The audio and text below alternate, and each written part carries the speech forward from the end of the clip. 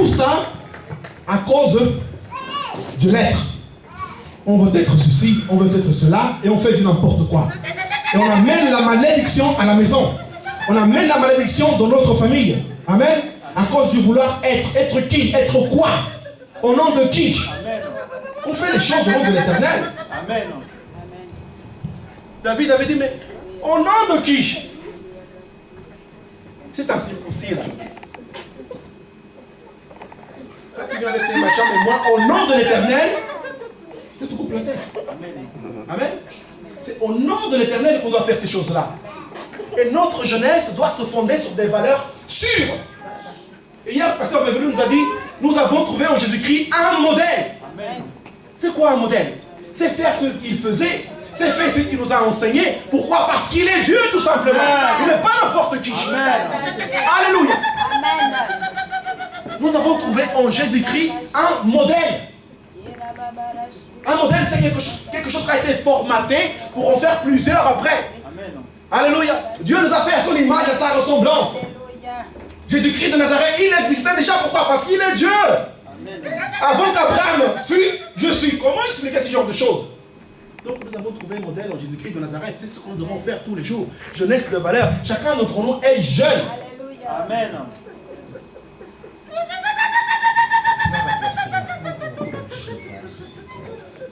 Tout ça à cause de l'être. Et en ce qui concerne le paraître, puisque nous avons dit qu'il cherche, la jeunesse veut bien, travaille toujours dans l'être et le paraître. En ce qui concerne le paraître,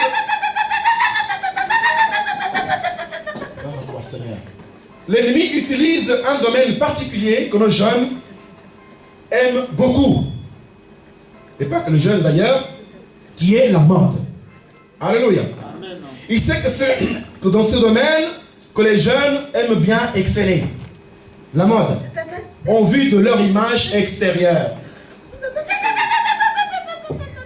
Et cela aussi bien pour les habits comme pour le corps lui-même. Les jeunes aiment bien jouer avec leur tête.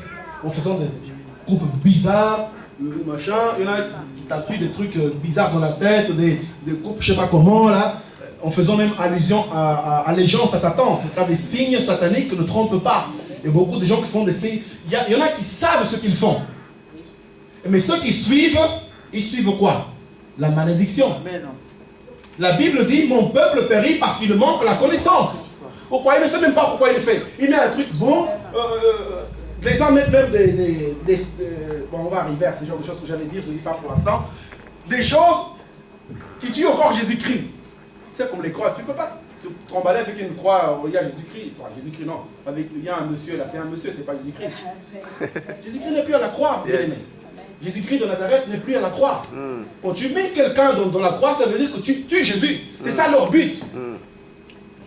Il y en a qui savent pourquoi ils mettent ça. Parce qu'ils veulent tuer Jésus-Christ. Mais ceux qui suivent, ceux qui n'ont pas la connaissance, ils tuent Jésus en eux-mêmes.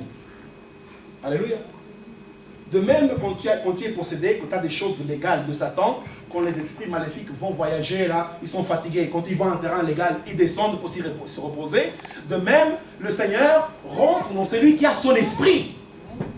Le Seigneur est dans celui qui a son esprit. Mais si tu n'as pas l'esprit de Dieu, comment il peut entrer en toi? Amen. Si tu mets une barrière avec ta croix, tu dis, moi, mort ici, là, mais jamais il ne peut pas entrer en toi.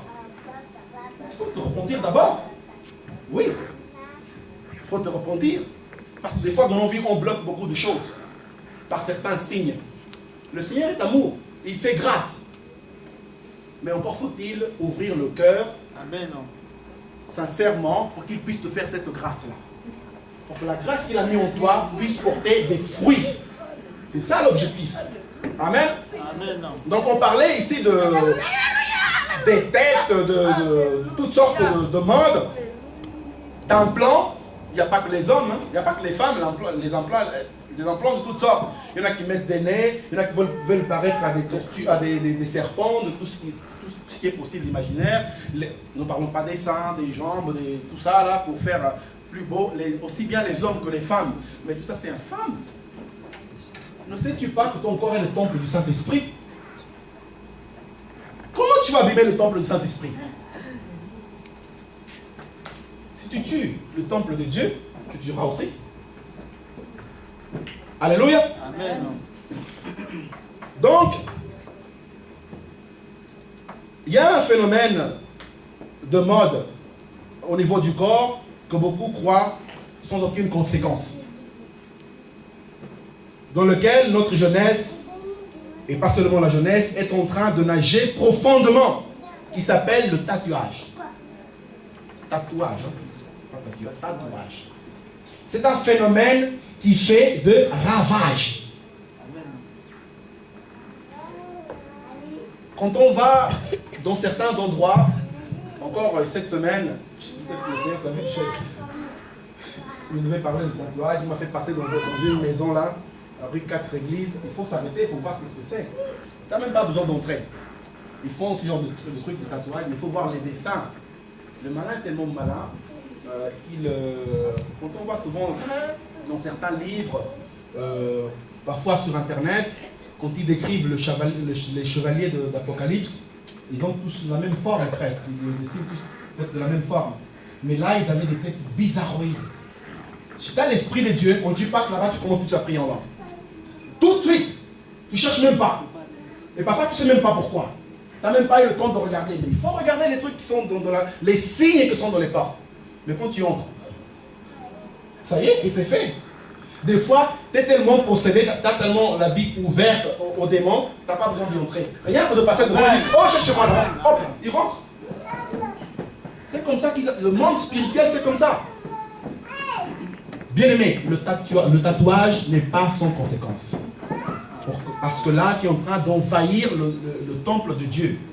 Tu es en train de modifier quelque chose que l'Éternel a construit précieusement. Nous allons lire la parole de l'Éternel dans le livre de Lévitique 19, au verset 21. Le peuple juif interprétait certains mal à leur guise. Parce qu'ils, je dis mal entre guillemets parce qu'ils font quand même, ils savent ce qu'ils font. Donc, ils savaient ce qu'ils faisaient pour interpréter ainsi les choses. Surtout qu'après, ils ont commencé à adorer des dieux étrangers. Ça les a permis d'être à l'aise pour faire ce genre de bizarreries. Donc la parole de l'Éternel nous dit dans le livre de Lévitique 19, au verset 28, je lis pour la gloire de Dieu, je ne sais pas si vous y êtes déjà. Vous ne ferez point d'incision dans votre chair pour un mort. Ça, donc ici, il faisait référence à certaines habitudes des Juifs à l'époque. Quand il y avait des morts, ils s'incisaient le corps, ils se faisaient des trucs bizarres, même jusqu'à aujourd'hui. Il y a certains pays, à Noël, je crois, ils font ça, ce genre de sacrifice, je ne sais même plus comment ils s'appellent. Ça passe souvent à la télé, au mois de décembre. Ça s'appelle l'autoflagellation. Je continue.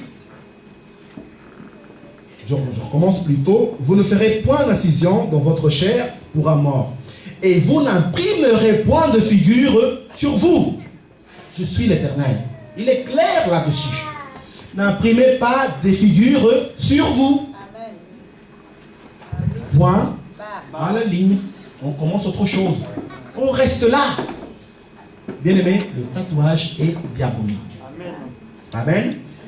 En général, ce genre d'image, surtout maintenant qui est à la mode, ils te proposent toutes sortes, je vois des fois dans certaines émissions, ils te proposent toutes sortes d'images que pour toi, ah c'est joli, c'est bien. On voit souvent à la télé. Ah c'est bien, c'est bien, c'est bien, c'est bien. Mais là, tu es en train d'adorer des dieux étrangers. Tu es en train d'adorer des démons puissants. Et tu les invites. Tu as ouvert, donc, puisque tu as violé le temple de Dieu, il est complètement ouvert. Les démons s'en suivent. Amen. Le tatouage est diabolique. Le tatouage est satanique. Aujourd'hui, on voit beaucoup de stars de cinéma, de la musique, d'autres choses, font cela pour faire allégeance aux démons qui travaillent avec eux. Ils travaillent avec certains démons qui leur donnent certaines puissances. Ils font ça dans leur corps pour montrer exactement cette allégeance-là. Il y a beaucoup de gens qui expliquent, des gens qui ont fait partie de ce monde-là. Ils donnent des détails précis pourquoi ils le font. Amen. Mais la personne ignorante, la personne innocente, elle ne le fait peut-être pas pour faire des pactes. Mais inconsciemment, le pacte est fait. Inconsciemment, les démons viennent et se tromballe avec. C'est pourquoi on voit aujourd'hui, ceux qui travaillent avec des Français de souche, je ne sais pas quel genre de conversation vous avez avec eux. Faites une comparaison par rapport aux sujets de mariage, de divorce et tout ça. Mais c'est incroyable. C'est incroyable. Je parlais avec un jeune homme avant-hier au travail, qui m'a dit qu'il était triste parce que sa femme, sa future femme l'avait abandonné et tout. Elle était triste. Mais il me parlait qu'en espace d'un mois, un mois et demi, dans son entourage, il y a eu 9 séparations. 9. Tu te rends compte? Et cela pourquoi? Parce qu'on vit dans l'ignorance. On amène certains démons à la maison qui nous font la guerre. Et tu te dis non, c'est elle qui fait ceci, c'est celui qui fait cela, mais il fait son boulot. C'est ça le but de l'ennemi, c'est ça le but de la troisième trinité. C'est d'attaquer la deuxième trinité. Il ne peut pas s'attaquer à la première parce que c'est la puissance. C'est la puissance créatrice. Mais la deuxième, la faiblesse s'installe. Pourquoi? Parce qu'on en vit les choses du monde. Parce qu'on en vit les choses qui existent dans ce monde. Or la Bible nous dit, tu n'aimeras point le monde, ni les choses qui se trouvent. Celui qui aime le monde n'aime pas, l'amour du Père n'est point en lui. Alléluia. La Bible nous dit, dans le livre d'Un Thessaloniciens 5, 23,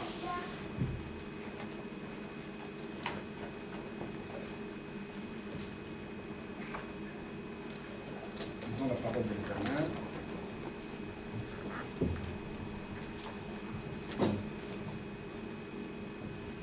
On prend un peu le temps parce que ce sont des choses. Il faut bien expliquer, même si on n'a pas tout le temps. On est presque à la fin.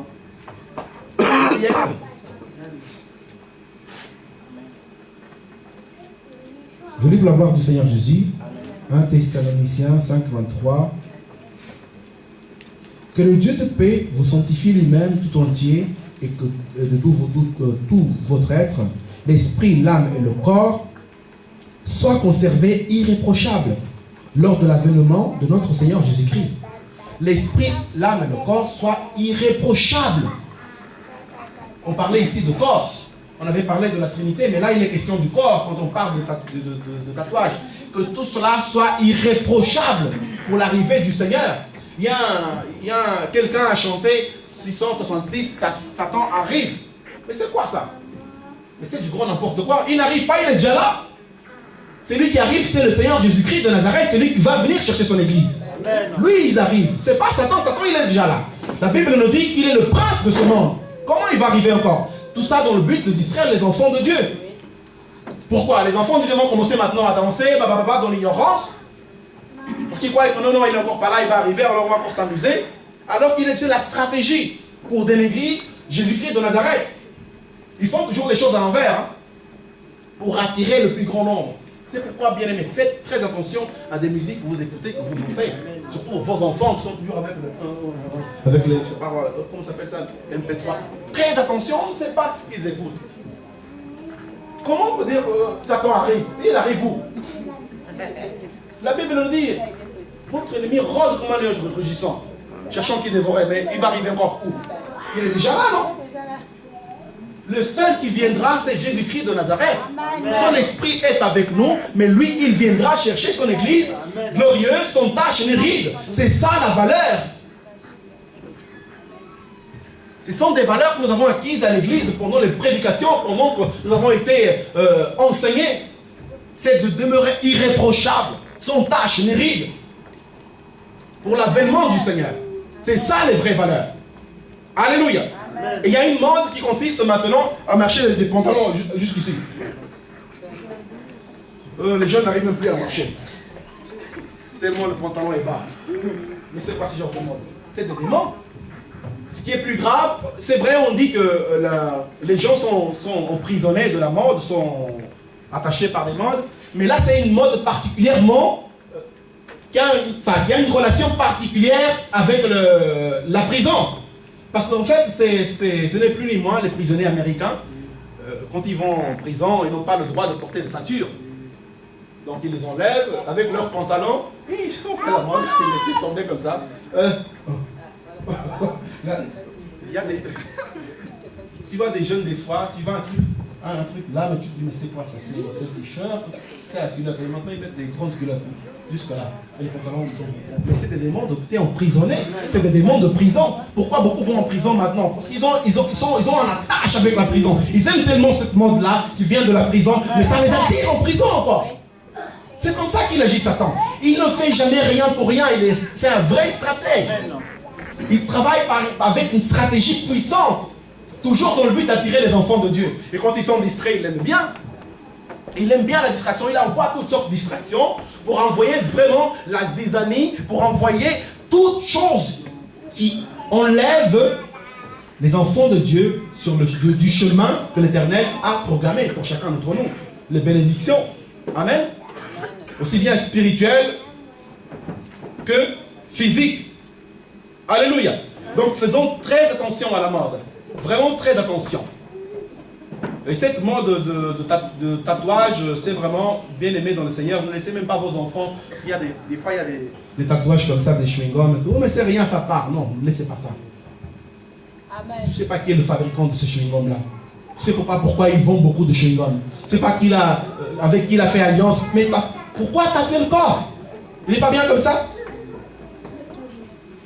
La prophétesse souvent avait l'habitude de dire, mais tu dis celui-là est laid, celui-là est long, il n'est pas laid, il ressemble à Jésus-Christ. Oui. Amen. Alors s'il ressemble à Jésus-Christ, pourquoi tu veux mettre des tatouages comme ça? Jésus-Christ n'a pas de tatouage. Amen. Amen. Et si tu veux mettre des croix, machin pour lui ressembler, là tu es en train de le tuer. Crucifié. Amen. Amen. Donc, bien aimé dans le Seigneur, très très attention. Nous sommes presque à la fin.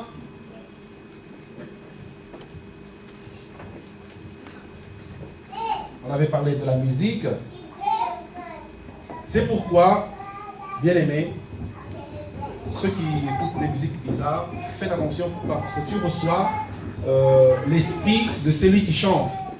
Si celui qui chante avec un pacte de Satan, tu recevras des démons. Celui qui chante à l'esprit de Dieu, tu recevras le Saint-Esprit. Parce que là, tu es en train d'adorer le Seigneur. Faites très attention. Alléluia.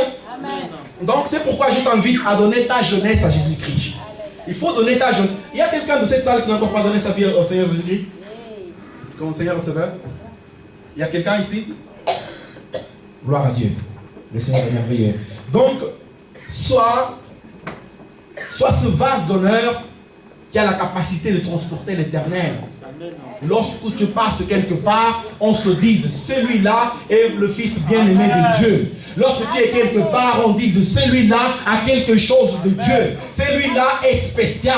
Celui-là n'est pas n'importe qui. Alléluia. Mais encore, il faut-il avoir l'esprit de Dieu pour savoir discerner, pour savoir bien comprendre la parole de Dieu. La Bible nous dit, tu seras le premier et non le dernier. Mais bien aimé, ça ne veut pas dire que tout le monde ici sera ministre, tout le monde sera président. Il faut être un chrétien de distinction. Même si tu es ouvrier, il faut que lorsqu'on prend une décision dans ton travail, on tienne compte de ton avis. Amen. Alléluia. Amen. Même si tu es où que ce soit, il faut qu'on t'appelle. Pourquoi? Parce que tu es quelqu'un de distingué. Tu es quelqu'un de spécial. En famille, quand il faut prendre une décision, il faut t'appeler. Pourquoi? Parce que ta décision pèse. Tu es en contact avec le Seigneur des Seigneurs. Tu es en contact avec le Saint-Esprit de Dieu qui révèle les choses cachées. C'est ça être le premier. Tout d'abord. Mais pourquoi pas président? Amen. Alléluia. Amen. Pourquoi pas ministre? Ça aussi c'est être le premier. Donc tout cela fait partie de la distinction d'un chrétien. La Bible nous dit aussi, lors de passage de Paul et Silas en prison, l'apôtre Paul avait dit au geôlier, crois au Seigneur Jésus-Christ et tu seras sauvé, toi et ta famille. Amen. Mais beaucoup, surtout les jeunesses, disent, oh, ma maman elle prie déjà, j'ai pas besoin d'aller là-bas. Oh non, non, il a un problème, je vais dire à ma maman pour prier. Même certains chrétiens, oh, frère, prie pour moi. Mais prie déjà toi-même d'abord. Prie pour moi comment? cette parole que l'apôtre Paul avait sortie, ce n'est pas une généralité, c'était une parole de connaissance parce que le Seigneur savait qu'en ce jour-là, cet homme allait venir à lui avec sa famille. Ce n'est pas une généralité. C'est pas tout le monde ne sera pas sauvé parce que la sœur Cathy a accepté le Seigneur. Faux! C'est très faux! Ce qui est vrai, c'est que la sœur accepte le Seigneur Jésus-Christ, elle peut faire sa famille venir à lui, à travers ses prières, à travers ses efforts, mais il y a des incrédules qui ne viendront pas, et ceux-là ne seront pas sauvés. Est-ce que vous êtes d'accord avec ça? C'est ça la parole de l'Éternel. Il faut avoir l'esprit de l'Éternel pour pouvoir discerner les choses. Ce n'est pas, oh, maman m'a pris, oh, j'ai même pas besoin d'aller. Aïe, ah bon? D'accord, vas-y, va chercher tes démons là où tu veux, tu vas voir si tu vas être dans le royaume des cieux. Le royaume des cieux, ce n'est pas n'importe quoi. Amen. C'est quelque chose de propre, de sanctifié. La Bible nous dit, c'est ce qu'il avait dit pour les fils d'Élie. Élie, le sacrificateur, le père spirituel de Samuel. C'est lui qui me sanctifie. Je serai sanctifié par celui, par ceux qui s'approchent de moi. Non, c'était plutôt aux enfants d'Aaron. Mais il a dit, nous allons lire ça rapidement.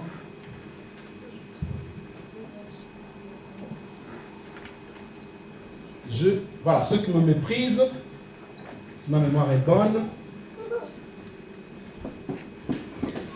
En tout cas, il a vraiment réprimandé ces enfants-là parce qu'ils n'étaient pas des jeunes de valeur. Les enfants d'Élie, du sacrificateur. On parle ici du père spirituel de Samuel. Hein? Un petit peu de retard, vous m'excusez. C'est le service devant Dieu. Bon, c'est pas grave.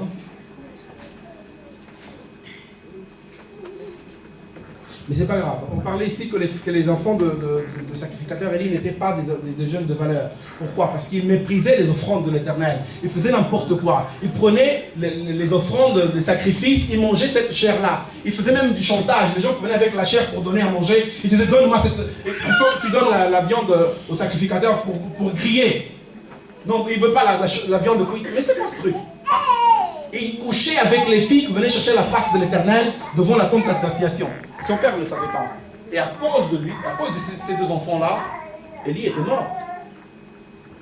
Et l'Éternel a entièrement décimé sa famille. Parce qu'il avait dit que tous les membres de ta famille mourront dans la force de l'âge. Pourquoi? Et pourtant, ils avaient une grande bénédiction, une grande promesse de l'Éternel. D'être toujours devant lui, de travailler pour lui. C'est pourquoi je dis, bien aimé, à tous ceux qui ont de promesses, faites attention aux promesses. Faites attention à ce que vos enfants font. On peut être maudit par l'Éternel à cause de nos enfants, à cause de nos actes. Les promesses sont là et Dieu ne change pas. C'est nous qui changeons. Encore faut-il obéir à la voix de Dieu. Encore faut-il obéir au commandement de l'Éternel. Les enfants d'Aaron